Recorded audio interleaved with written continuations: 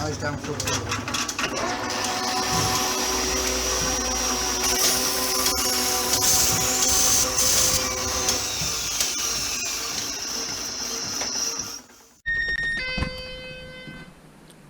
Good afternoon, people.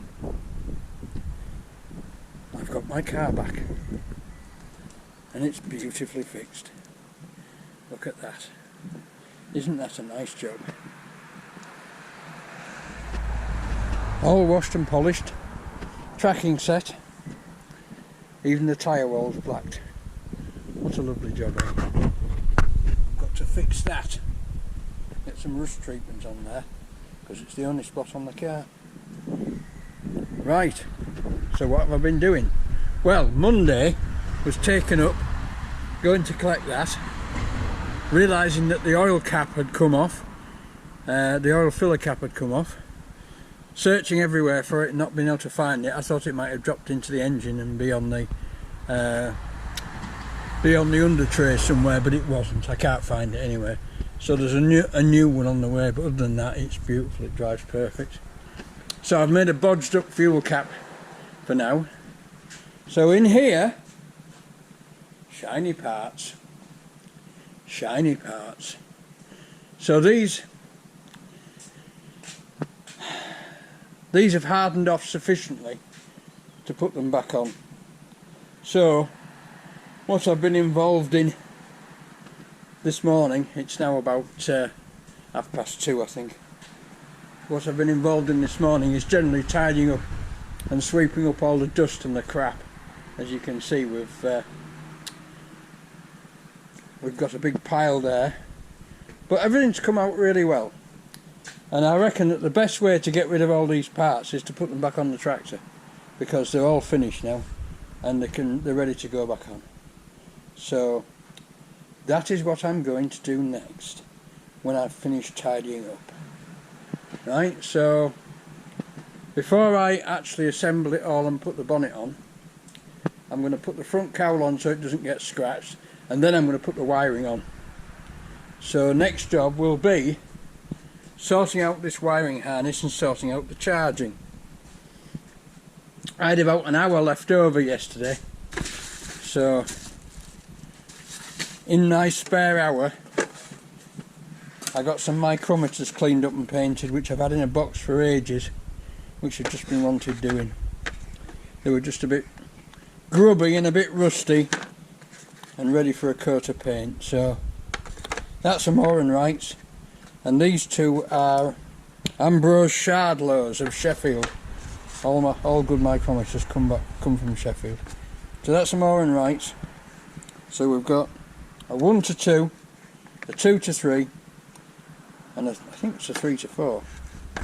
Looks like it's a 3 to 4. But I've checked them all with some test pieces, and they're all absolutely spot on. I had to just zero one of them by moving the barrel around. So, but that was a thou. Literally, I had to move it a thou. So they're really good micrometers, but they've been in a drawer in this box waiting to be done. So I thought, what can I do for an hour? I'll do that. Right, and I rather enjoyed it. I am returning now. I've got my vehicle back. I'm returning to a state of relaxed normality. When I get the oil cap back on, I shall be happy again. Until then, you know, the stress levels have been up because driving that old van about was not much fun at all. But there you go. Right, I'll crack on with this and I'll bring you back when there's something to show you. Bye now, folks. Right, folks, 4:33, and she's beginning to go back together with lots of cursing and swearing and jacking and some nice waterproof grease, but I've run out of decent pins now. The rest of the pins are in poor condition, to say the least. I'll just show you one. So I'm going to have to start and see. If you look at that, there's a lot of wear here, there's a lot of wear there, and I'm not really going to put that back in. I'm just going to make another one even if it's made out of a bolt or something. We won't be ploughing with this tractor, but I'm not putting that back in, it's knackered. All the others were savable. I mean, nothing wrong with that. That's alright. That'll go back in. That, I might just be able to save that. That's one of the sliding pins. The other one was missing. Oh no, hang on, I've got two of those. I have got two of those. Right, there's something else. One of them's slightly bent, but I can repair those. But we'll have to see how it goes. We'll have to see how it goes. Right, so we've got all the tow hitch on.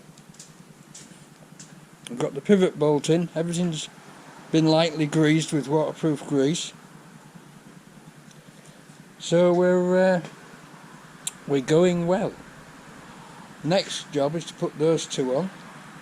Whoops, he said falling over backwards.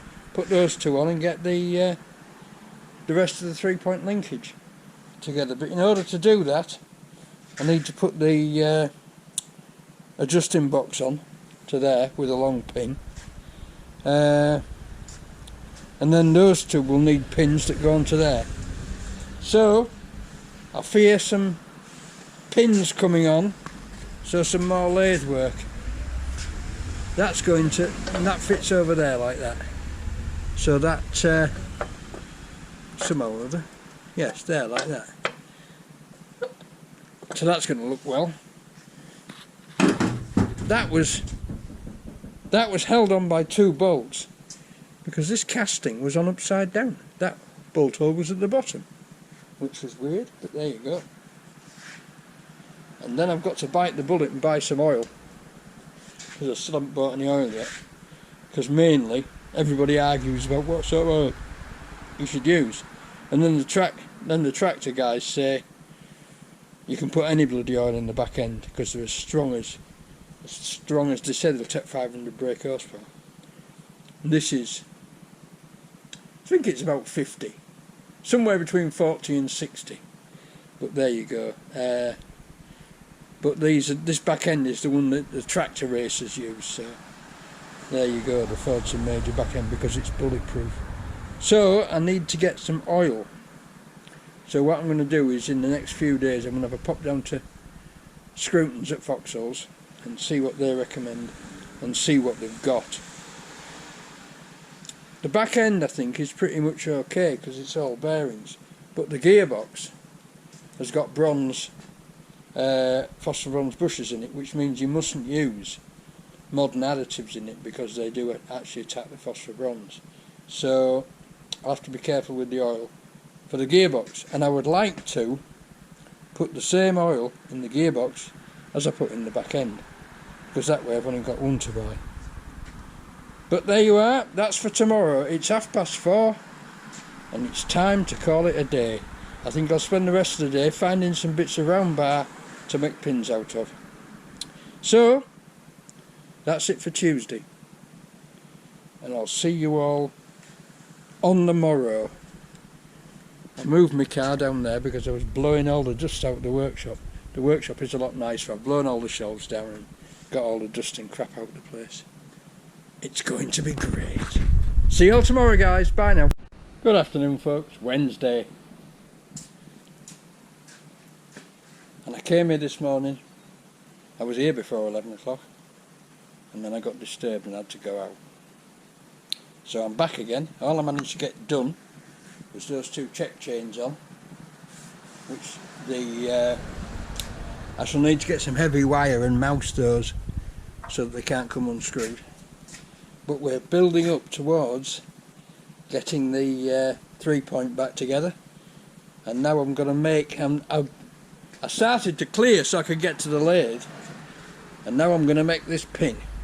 So when I'm set up in the lathe, I'll bring you back and we'll do a bit of lathe cam. Okay, see you later.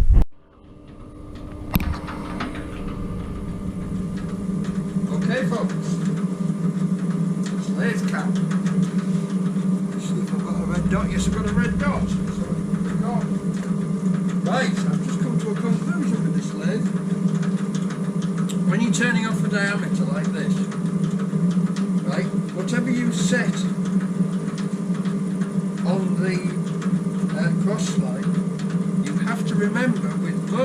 is that if you set, say, 10 thou on the cross slide, you'll take 20 thou off the diameter. Not so with this lathe. If you set the cross slide to 10 thou, it will take 10 thou off the diameter. Right?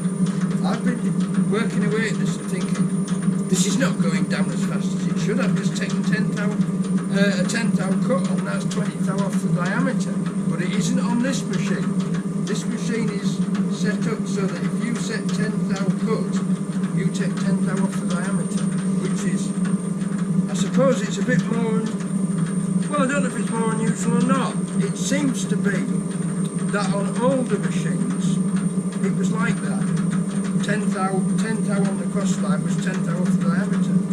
Or maybe later machines are like that. Let me know. Right, let's do a cut. So we're down to the calipers again.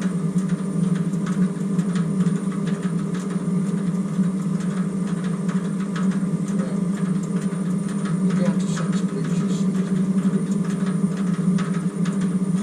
We're down to 67.674. We want to be down to 61.612. 612. So we've got 6 thou to come off. So if I set 5 thou on here, it should take 5 thou off the diameter. So let's just have a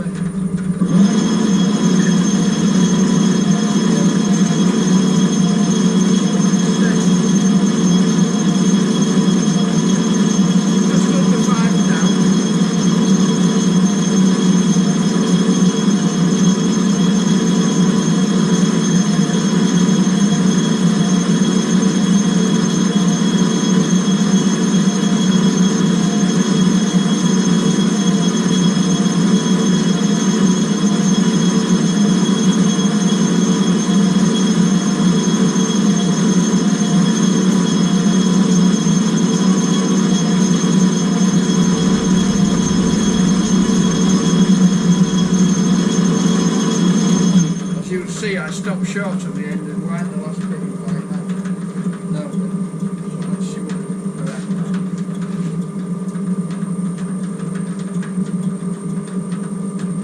667.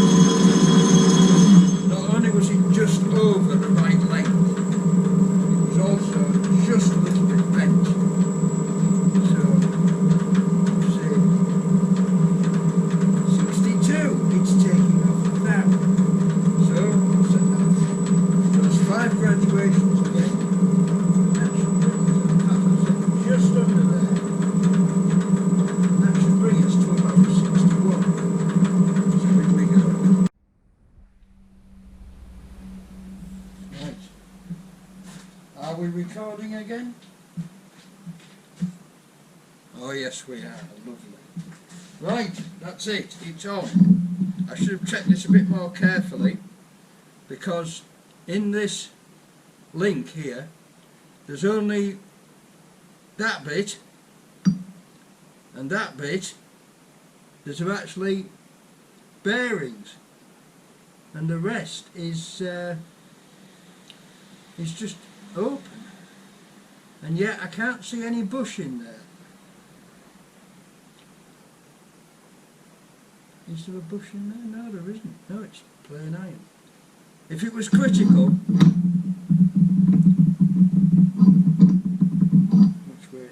There was a best way and a worst way. If it was critical, I'd make another one, but it's not. So I should have been a bit more observant there. Right, what's happening with this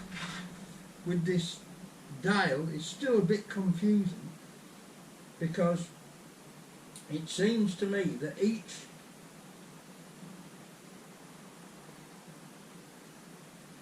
segment takes 10 thou off, but there are only 5 graduations, so each graduation is 2 thou. So I'm going to have a look. It could be that it's just that it's doing it off the. It's not doing a reading that takes it off the double off the diameter. It's reading what you actually take off the diameter.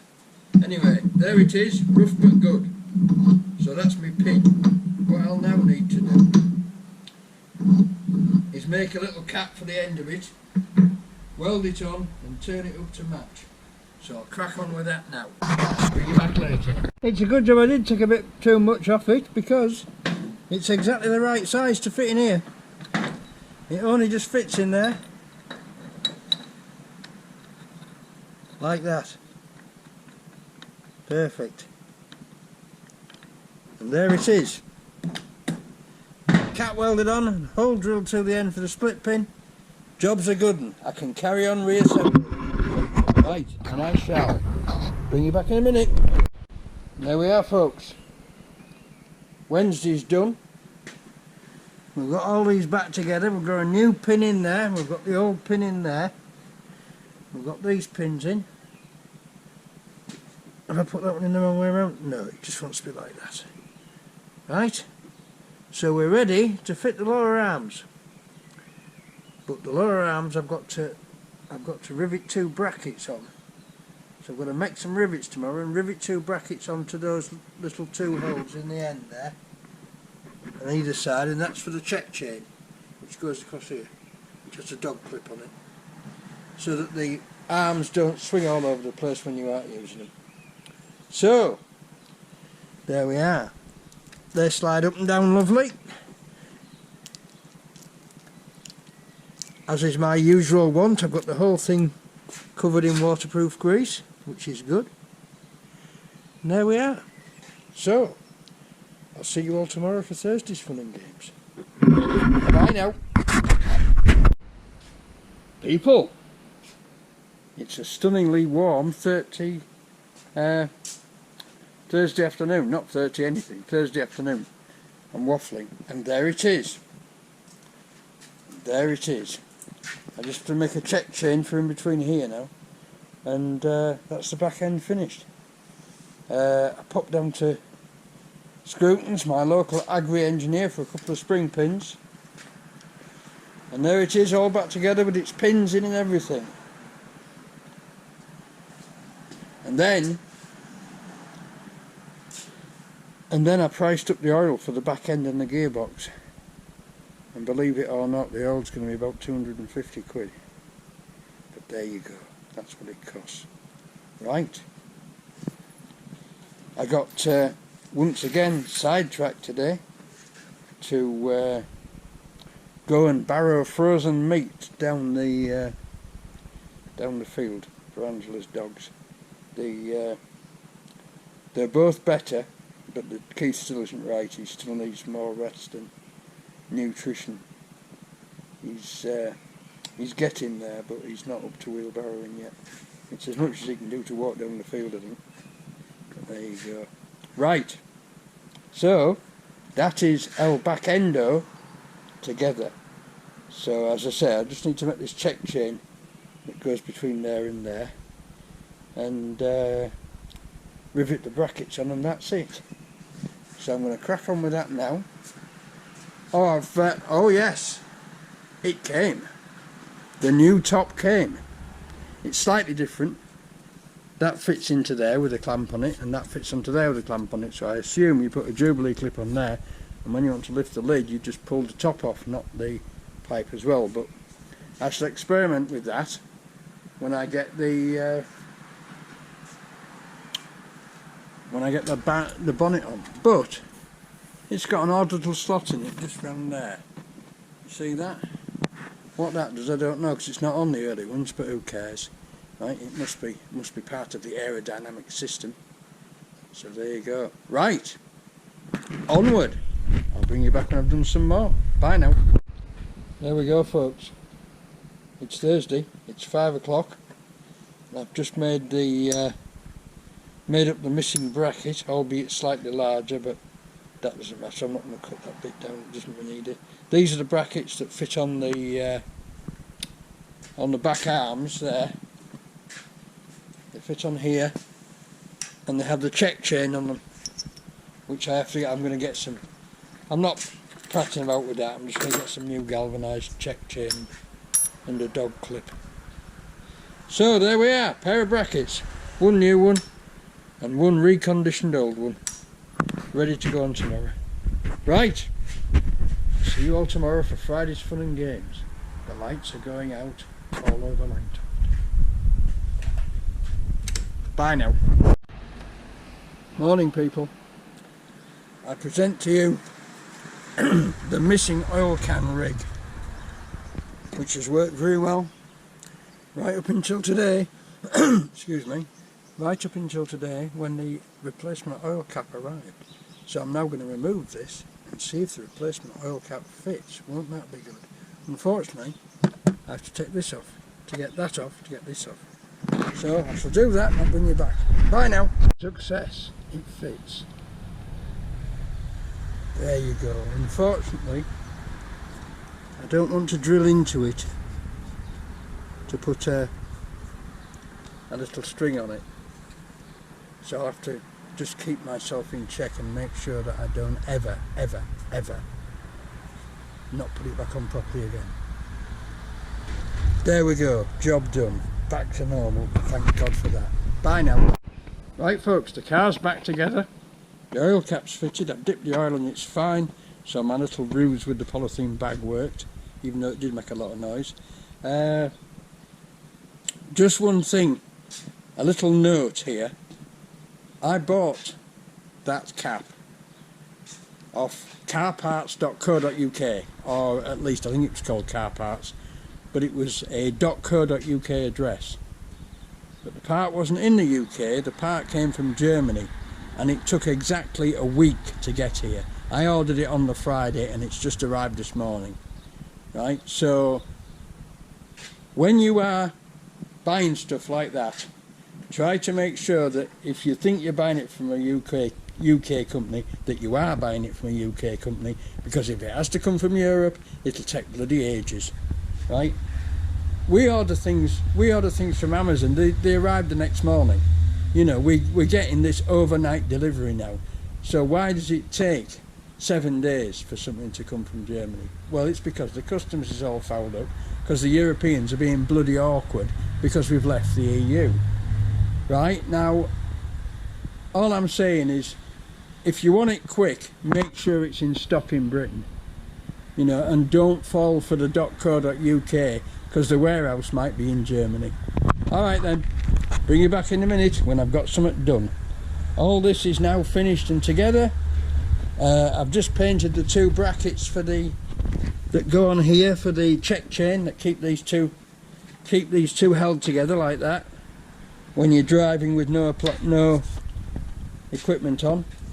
It's standard equipment, so I'm putting it back, but it's looking really good. So now I'm going to clear the bench, which needs doing, clear the bench and get on with the electrics, which I've been promising all week. Bye now. Look at this. It's a long time since it's been like that. Right, this is the next job, but I have to go up to Mother's. So I shall be back shortly, I hope, and we'll crack on with it. I'll see you a bit later. Bye now. And we're back with a full battery. Right, I've just had the end off this. I've checked the brushes. I've checked all the connections. They're all there as they should be. And testing a dynamo. First thing to do with test a dynamo is connect the D and the F connections together. Now this is on a positive earth vehicle, so we'll put the positive to the earth, turn on the power, and if you connect that to negative, it runs as a motor. So that means that all the connections are there. Now what I have to do next is polarize it.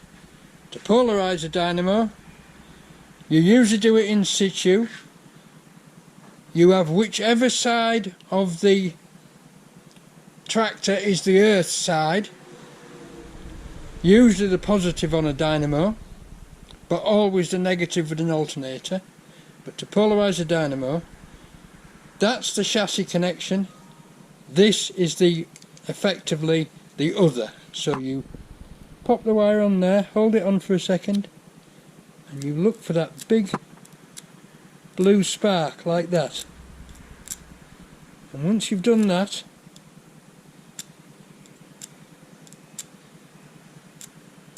it should be polarized, which gives you a bit of residual magnetism in the iron body of the field coils. That should be it. That should now charge. So I'll set up and see if it does. Back in a minute. So I went to my mum's. I was going to tell you this. I went to my mum's, and the next door neighbour's having a bonfire. And he said, "Oh, hey up, get all that bloody rubbish out of that garden and let's have it chucked on." So I thought, oh, he's having a bonfire. Then I thought, he's not actually having a bonfire, he's just having a burn to get rid of all the rubbish from my mum's garden. That's nice of him. So I went and gave him a hand and we loaded it all on and we had a bonfire. And it was far too hot outside for a bonfire, as you can see. I mean, it's cooling off a bit now, it being just after 4 o'clock, it's cooling off a bit now. But out in that south facing garden it was scorching. And it's still only March. So there you go. Look how we're yonder. Right. I put my top link on. Doesn't she look good? Right, I'll get this set up and I'll see if it charges. I'll get back to you. Bye now. Right folks. Testing, testing, testing. So, we start it up. It should produce 2 to 4 volts.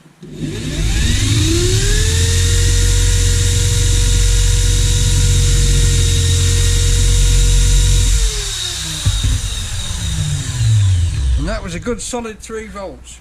So that dynamo would now appear to be okay. What was it? Well, I think it was just the brushes not making proper contact with the commutator. All I've done is take the end cap off. When I shook it, I could hear something moving inside. But when I took it to bits, nothing there.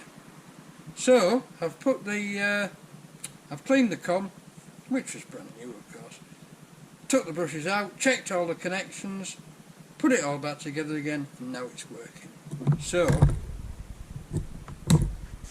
the next checks we do are the continuity from the dynamo to the cutout box, and then we start working through the cutout box. Now if you want to, if you go to Anglo Agriparts' website, can you see that? Can you see that? Yes, you can, excuse me. If you go to Anglo Agri Parts' website, you can download the full dynamo test sheets, right? Can I give you a link to it? www.anglo-agriparts.com. So go there. I am not sponsored. I have bought a lot of bits off them, but I am not sponsored by them, and they're just a very helpful company. But this is amazing. I used to have this full test sequence in a Krypton book from the 70s, when a lot of stuff was still using dynamos, and I had this full test sequence on my Krypton tuner. And of course, when I sold the Krypton tuner, I sold all the books with it, and I've forgotten it because it is quite involved. It's quite a few pages. It tells you how to test a dynamo, it tells you how to test a regulator. So I'm going to work my way through this and do all the tests, right? But it won't be this week, because it's come to the time when, what time is it actually? It's 2 hours past a freckle. It's 4:35, so it's nearly time to pack up. So thanks all for watching, thanks for subscribing, and I'll see you all next week for more fun and games. Don't forget to leave me a comment and click the like button, because it all helps to push the wonderful thing forward, whatever it's called. It's called the YouTube channel. Right, with a final look at beautiful Langtoft, I'll see you all next week. Bye now.